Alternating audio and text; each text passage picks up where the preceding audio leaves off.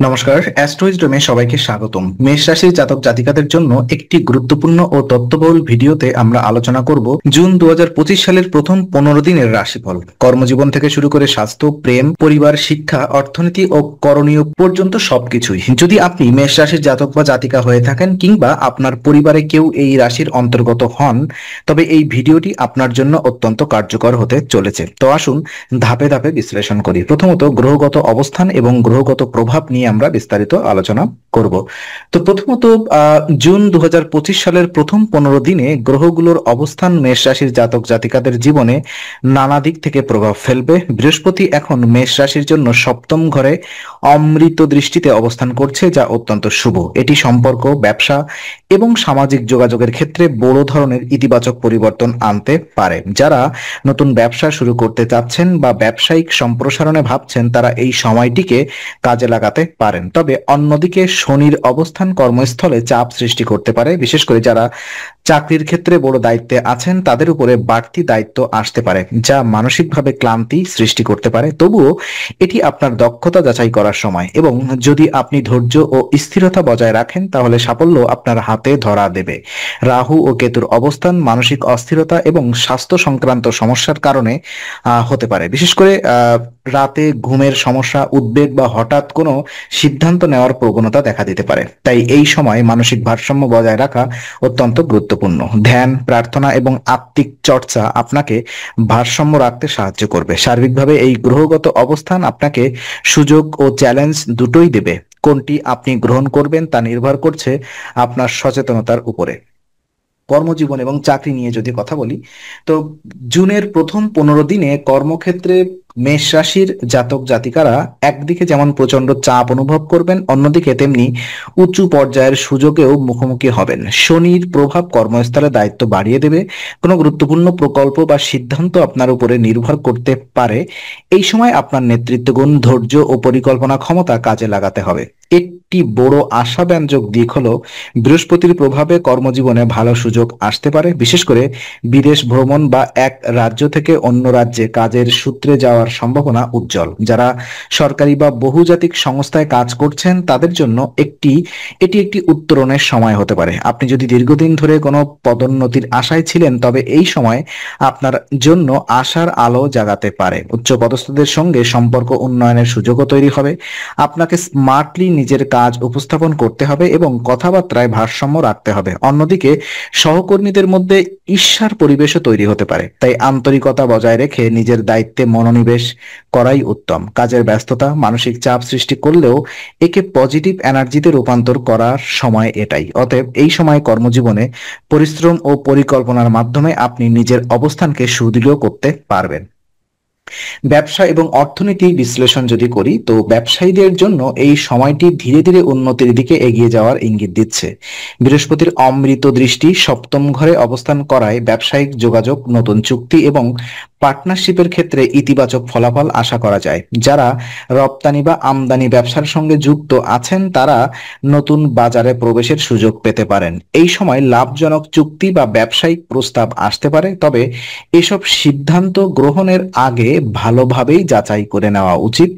আত্মীয় বা পুরাতন বন্ধুদের মাধ্যমে কোনো নতুন ব্যবসায়িক সুযোগ আসতে পারে। যেহেতু বৃহস্পতির প্রভাব রয়েছে, তাই ধৈর্য ধরে পরিকল্পিতভাবে এগোলে দীর্ঘ মেয়াদী লাভ নিশ্চিত করা সম্ভব। আয়ের দিক থেকে ইতিবাচক দিক আছে। বিশেষ করে কোনো পুরনো বিনিয়োগ থেকে উপকার পাওয়া যেতে পারে, তবে খরচের দিকেও সতর্কতা অবলম্বন করতে হবে। আকস্মিক খরচ বা অহেতুক বিলাসিতা থেকে বিরত থাকা শ্রেয়। এই সময়টা সঞ্চয়ের অভ্যাস গড়ে তোলার উপযুক্ত সময়। পরিবারের বা ব্যবসার বড় খরচের পরিকল্পনা থাকলে তা জুনের শেষ ভাগে নেওয়াই ভালো। যে কোনো বড় অর্থনৈতিক সিদ্ধান্ত গ্রহণের আগে জ্যোতিষ পরামর্শ নেওয়া যেতে পারে। শিক্ষা জীবন নিয়ে যদি আলোকপাত করি, তো মেষ রাশির শিক্ষার্থীদের জন্য জুনের প্রথম 15 দিন কিছুটা চ্যালেঞ্জপূর্ণ হতে পারে। বিশেষ করে স্বাস্থ্যজনিত সমস্যার কারণে মনোসংযোগে ব্যাঘাত ঘটতে পারে। পেটের সমস্যা বা ক্লান্তিজনিত অসুস্থতা পড়াশোনায় ব্যাঘাত সৃষ্টি করতে পারে। যেসব শিক্ষার্থী দীর্ঘ সময় ধরে কোনো প্রতিযোগিতামূলক পরীক্ষার প্রস্তুতি নিচ্ছেন, তাদের উচিত হবে নিয়মিত স্বাস্থ্য পরীক্ষা করানো ও বিশ্রামের প্রতি গুরুত্ব দেওয়া। এই সময় শিক্ষাক্ষেত্রে মানসিক চাপ কিছুটা বেশি থাকবে। পরীক্ষার প্রস্তুতি, পরিবারের চাপ অথবা ক্যারিয়ার নিয়ে দুশ্চিন্তা সবকিছু মিলিয়ে আত্মবিশ্বাসের ঘাটতি তৈরি হতে পারে। সেজন্যই নিয়মিত ধ্যান, মেডিটেশন বা আত্মবিশ্বাস বৃদ্ধির কাজ করা দরকার। তবে আশার কথা হচ্ছে, যারা ব্যবস্থাপনা, আইটি, সফটওয়্যার বা কম্পিউটার সম্পর্কিত কোনো কোর্সে যুক্ত আছেন, তাদের জন্য সময়টি ফলদায়ক হতে পারে। প্রযুক্তি ভিত্তিক শিক্ষা ও অনলাইন লার্নিং এর মাধ্যমে উন্নতির সুযোগ থাকবে। শিক্ষক বা মেন্টরের সঙ্গে নিয়মিত যোগাযোগ এবং সঠিক পরিকল্পনা অনুযায়ী পড়াশোনা করলে এই সময়টিকে কাজে লাগানো সম্ভব। এই সময় আত্মবিশ্বাস, নিয়মিত পড়াশোনা এবং স্বাস্থ্যকে গুরুত্ব দিয়ে চললে শিক্ষা জীবনে সফলতা অর্জন করাও সম্ভব। পারিবারিক জীবন যদি আলোকপাত করি, তো মেষ রাশির জাতকদের জন্য জুন মাসের প্রথম 15 দিন পারিবারিক জীবনে তুলনামূলকভাবে অনুকূল সময় হতে পারে। গ্রহগত অবস্থান অনুযায়ী যদিও রাহু ও কেতুর প্রভাব কিছুটা মানসিক অস্থিরতা তৈরি করতে পারে, তবুও বৃহস্পতির শুভ দৃষ্টি পারিবারিক পরিবেশকে ভারসাম্যপূর্ণ রাখবে। এই সময় পরিবারের মধ্যে ছোটখাটো ভুল বোঝাবুঝি হতে পারে, কিন্তু সেগুলো খুব বড় আকার নেবে না, বরং আলোচনার মাধ্যমে দ্রুত সমাধান সম্ভব হবে। আপনাকে ধৈর্য ও সংযমের সঙ্গে পারিবারিক সমস্যাগুলোর দিকে মনোযোগ দিতে হবে। যারা অভিভাবক, তাদের সন্তানের পড়াশোনা বা স্বাস্থ্যের দিকেও নজর দেওয়া জরুরি। পরিবারের কোনো সদস্য, বিশেষত বৃদ্ধ ব্যক্তি বা যাদের আগে থেকে পেট বা হৃদযন্ত্রজনিত সমস্যা রয়েছে, তাদের স্বাস্থ্য নিয়ে সচেতন থাকা দরকার। জুনের শুরুতে তাদের শারীরিক অস্বস্তি দেখা দিতে পারে। এছাড়া পরিবারের মধ্যে কাউকে নিয়ে ভ্রমণ, চিকিৎসা বা কোনো গুরুত্বপূর্ণ দায়িত্ব পালন করতে হতে পারে। দাম্পত্য সম্পর্কেও সামঞ্জস্য বজায় রাখার চেষ্টা করুন। বিশেষ কথা বলার সময় সংবেদনশীল হন। এই সময় পারিবারিক বন্ধনকে আরো দৃঢ় করার সুযোগ রয়েছে। যদি আপনি সময় ও সহানুভূতির সঙ্গে কাজ করেন।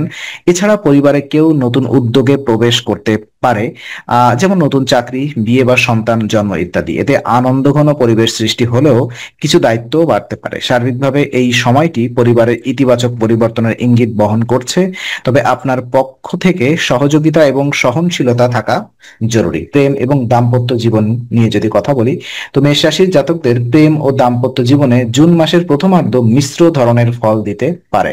বৃহস্পতির দৃষ্টি সম্পর্ককে রক্ষা করার চেষ্টা করলেও রাহু ও কেতুর উপস্থিতি মানসিক অস্থিরতা এবং দ্বিধাদ্বন্দ্বের কারণ হয়ে উঠতে পারে। বিশেষ করে যারা প্রেমের সম্পর্কে রয়েছেন, তাদের ক্ষেত্রে এই সময় অতিরিক্ত আবেগপ্রবণ হয়ে পড়া অথবা সন্দেহের বশবর্তী হয়ে ভুল সিদ্ধান্ত নেওয়ার আশঙ্কা রয়েছে। এই সময় আপনার বা আপনার সঙ্গীর মধ্যে ভুল বোঝাবুঝি তৈরি হতে পারে, বিশেষত যোগাযোগের ঘাটতির কারণে। ছোটখাটো বিষয়ে ঝগড়া হওয়া ও পুরনো কোনো প্রসঙ্গ নতুন করে আলোচনায় আসা স্বাভাবিক। তাই যে কোনো সিদ্ধান্ত নেওয়ার আগে পরিস্থিতি ঠান্ডা মাথায় বুঝে নেওয়া খুব জরুরি। আপনার বন্ধু বা ঘনিষ্ঠ কারোর পরামর্শ এই সময় আপনার প্রেম জীবনে সহায়ক হতে পারে। যারা বিবাহিত, তাদের জন্য সময়টি কিছুটা সংযম ও ধৈর্যের দাবি রাখে। সঙ্গীর স্বাস্থ্য ও পেশাগত জীবনের কারণে মনোযোগ কম পাওয়া যেতে পারে, তাই অভিযোগের বদলে সমঝোতা তৈরির চেষ্টা করুন। এই সময় যারা নতুন সম্পর্কে জড়াতে চাইছেন, তাদের জন্য একটি ভাবনা চিন্তার সময়। আবেগের তাড়নায় কোনো সিদ্ধান্ত না নেওয়াই উত্তম। সম্পর্ককে ধীরে ধীরে সময় দিয়ে গড়ে তোলাই নিরাপদ। সার্বিকভাবে প্রেম ও দাম্পত্য জীবন মিশ্র হলেও সচেতনতা, সহনশীলতা এবং খোলামেলা আলোচনার মাধ্যমে এই সময়কে সুন্দরভাবে অতিক্রম করা সম্ভব। আর্থিক অবস্থা যদি বিশ্লেষণ করি, তো মেষ রাশির জাতকদের জন্য জুন মাসের প্রথম 15 দিন আর্থিক দিক থেকে মিশ্র ফল নিয়ে আসতে পারে।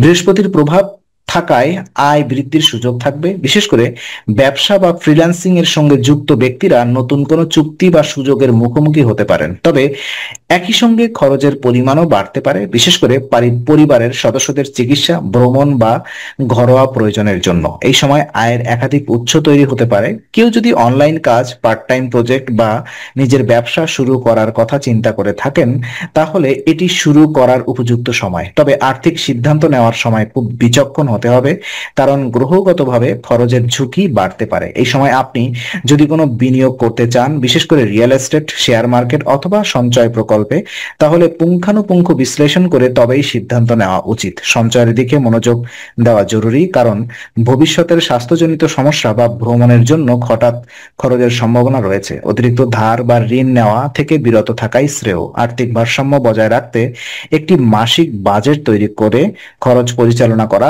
আপনার জন্য সহায়ক হবে। এ সময় ব্যয়বহুল কেনাকাটা বা বিলাসী খরচ এড়িয়ে চলাই ভালো। সার্বিকভাবে আয় বাড়লেও অর্থ ব্যবস্থাপনার সচেতনতা, সঞ্চয় এবং দায়িত্বশীল বজায় রাখলে এই সময় আর্থিকভাবে ফলপ্রসূ হতে পারে। তো স্বাস্থ্য বিশ্লেষণে দেখা যাচ্ছে মেষ রাশির জাতক জাতিকাদের জন্য স্বাস্থ্য দিক থেকে এই সময়টি কিছুটা সতর্কতামূলক। ক্লান্তি, মাথা ব্যথা বা হজমজনিত সমস্যার সম্ভাবনা রয়েছে।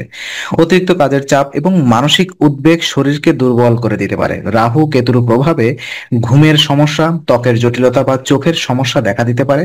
যারা দীর্ঘদিন কোনো রোগে ভুগছেন তাদের ক্ষেত্রে রুটিন মাফিক স্বাস্থ্য পরীক্ষা ও ওষুধ গ্রহণ অত্যন্ত জরুরি। এই সময় শারীরিক ও মানসিক স্বাস্থ্যের ভারসাম্য বজায় রাখতে নিয়মিত ব্যায়াম, ধ্যান এবং পর্যাপ্ত বিশ্রামের দিকে মনোযোগ দেওয়া প্রয়োজন। অতিরিক্ত ঝাল মশলাযুক্ত খাবার এড়িয়ে চলা এবং পর্যাপ্ত জল পান শরীরকে সুস্থ রাখবে।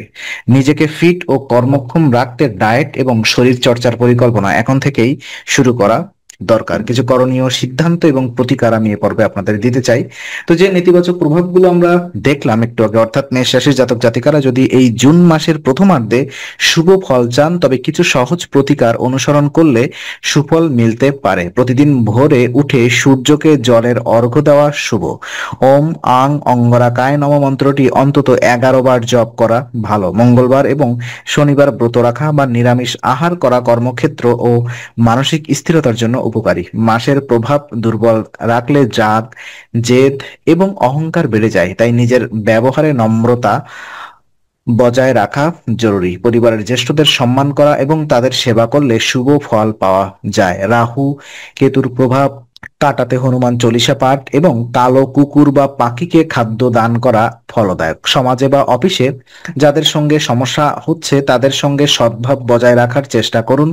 এই সময় জ্যোতিষীয় প্রতিকারের পাশাপাশি বাস্তব জীবনেও সংযম ও ইতিবাচক মনোভাব সবচেয়ে বড় অস্ত্র। তো আজকে আলোচনা আমরা এখানে ইতি করছি।